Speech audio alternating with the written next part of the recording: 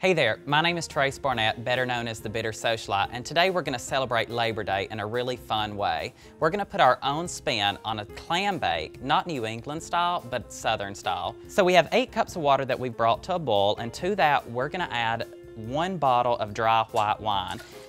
To that we're going to add 1 can of beer, and you can use any kind of beer you want. It can be a plain light beer, it can be a heavy beer, it can be an IPA, any beer of your choice. So if you have a favorite, be sure and utilize that. We're gonna add 1 stick of butter, and to that we're gonna add our potatoes. I love to add the purple varieties in there, the little white varieties. I love the color variation and it looks so gorgeous on a plate. So add those potatoes directly into your pot.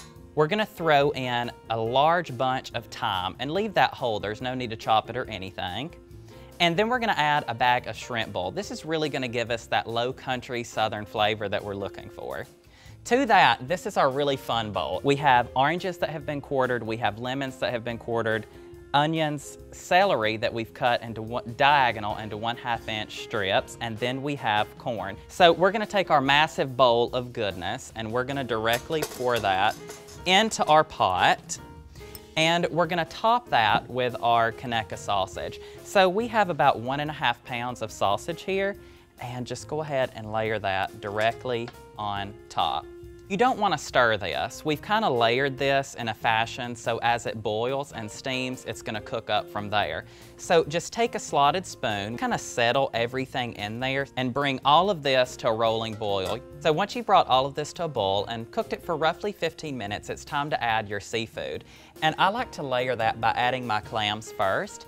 So layer those clams directly on top of our corn, celery, sausage, lemons, and oranges. And then directly on top of our clams, we're gonna add our shrimp.